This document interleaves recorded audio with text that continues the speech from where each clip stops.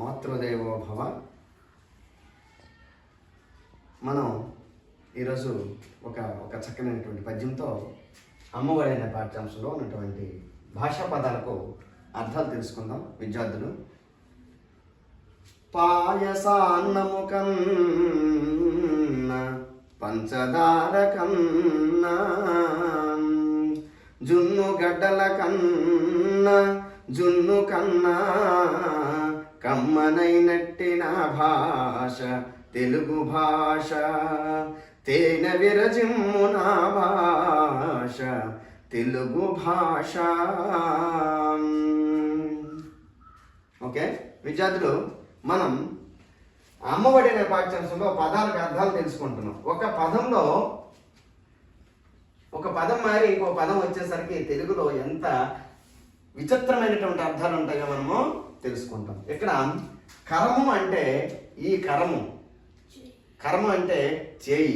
కమలాక్షుడు చెంచు కరములు అంటారు. కమలాక్షుడు అంటే పద్మం వంటి కన్ను కలిగినటువంటి ఆ విష్ణుమూర్తికి నమస్కరించినటువంటి చేతులు అని అర్థం. కరములు అంటే కరం అంటే చేయి అని వచ్చింది. మరి ఖరం అంటే వద్దు ఖరం కడవడైన నేను ఖరము పాలు, గంగి గోగు పాలు గరిపిడైనను చాలు, కడవుడైననేమి ఖరము పాలు, భక్తి గల్గిన కూడు పట్టెడైనను చాలు, విశ్వదాభిరామ వినురవేమ. నేర్చుకున్నా? ఇక్కడ కర్మ అంటే గాడిద. కర్మ అంటే గాడిద. మరి చలం అంటే ఏమిట్రా? కదలక మొదలక అలా చలంగా నిశ్చలంగా ఉండిపోయావు అంటే కదలిక లేనిది. కదలిక చలం అంటే కదలిక. మరి చలం అంటే ఏంటో తెలుసా? నెపము, సాకు చెప్పడం. నెపం చెప్పడం అంటే విద్యార్థికి ఏమరా నువ్వు పాఠశాలకు రాలేదంటే మా అమ్మకి పోలేదు, వాళ్ళ అమ్మకి పోలేదు, తీయడానికి రాలేదు. ఇప్పుడు బాలరాజు ఉన్నాడు, ఏమరా నువ్వు బాలేదు, మా అన్నయ్యకి పోలేదు అన్నది. అది నెపం అనమాట. ఓకే, నెపం అంటే ఇక్కడ చలం అంటే నెపం లేదా వంక లేదా సాకు అని అర్థం వచ్చింది. మరి పథకం సాధించడం. పథకం ప్రపంచ వరల్డ్ కప్లో భారతదేశం పతాకం సాధించింది. పథకం అంటే బహుమతి. పథకం అంటే బహుమతి. మరి పథకం పన్నడం అంటే ఏంటి? మార్గం. పథకం అంటే మార్గం. పథకము అంటే మార్గము, పథకం అంటే బహుమతి. మరి లత అంటే తీగలు, లతలు, పశువులు మేసేవి. తీగ లత అంటే సన్నమైనటువంటి తీగల్ని లత అంటారు. మరి కథ అంటే ఏంటి? నీ కథ ఏంటో అని అంటారు. నీ కథ అంటే నీ చరిత్ర.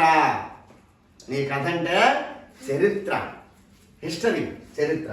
మరి పరమం అంటే మోక్షపరం పెట్టారు అంటే పరం అంటే కైవల్యము లేదా మోక్షం. కైవల్యము లేదా మోక్షం. మరి ఫలము అంటే పండు, ప్రయోజనం అని ఉన్నాయి. ఫలం అంటే పండు లేదా ప్రయోజనం. మరి మనకి ఇక్కడ గజం అంటే ఏనుగు అని అర్థం. గజాలు అంటే ఇనప గజాలు కాదు, రాడ్స్ కాదు. గజం అంటే ఏనుగు.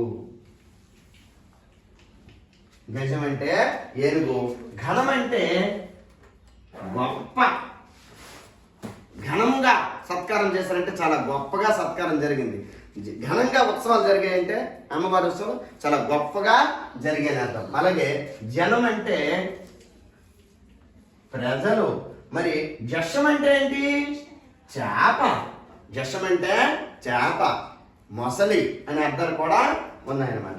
అలాగే డంబాలు కాపం అంటే గొప్పలు చెప్పుకోవడం. డంబాలు పలకడం అంటే ఉత్తర కుమారుడు ప్రగల్భాలు అంటే ఏంటి? నాకు రథం నడిపేవాడే లేడు కానీ లేకపోతే శత్రు సైన్యాన్ని కౌరవ సైన్యం మొత్తం నేను ఒక్కడనే తుదుముట్టించదని తెలుసా అని ఆడవాళ్ళ దగ్గర డంబాలు పలుకుతారు. ఎవరు? ఉత్తర కుమారుడు. సంజయుడు రాజ్యంలో. అందుకే ఇక్కడ డంబం అంటే గొప్పలు. మరి డంక అంటే డప్పు వాంచుకునేది, డప్పు వాయిద్యకారులు, డప్పు. అలాగే ధర్మ అంటే గుంపు, సైన్యము, గుంపు సైన్యము. మిలిటరీ ధర్మం అంటే ఏంటి? మిలిటరీ వాళ్ళందరూ ఒకేలా మీలో యూనిఫామ్ వేసుకుని ఉంటారా? అది మిలిటరీ ధనం అంటే గుంపు. అలాగే ధనము అంటే సంపద, ధనము అంటే సంపద. మరి బలపము అంటే బల్ల పైన రాసినటువంటి ఈ యొక్క పుటక అని అర్థము. బలపం అంటే బలపం బట్టి భామ ఒళ్ళో ఈ నేర్చుకుంటా అని పాట ఉందా? అలా బలపం అంటే పుటక, పలక పైన రాసినటువంటి పుటకని బలపము అంటారు, అంటే పుటక. అలాగే భరతం అంటే భారతదేశం.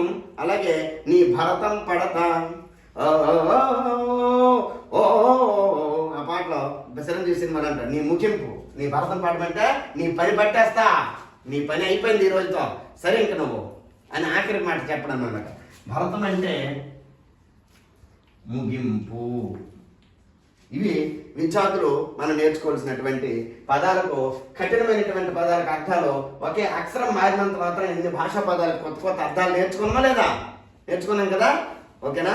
అందరూ కూడా మా యొక్క ఛానల్ని, తెలుగు వెలుగు ఛానల్, రాజు తెలుగు వెలుగు ఛానల్ని లైక్ చేయండి, షేర్ చేయండి, సబ్స్క్రైబ్ చేయండి. ధన్యవాదాలు.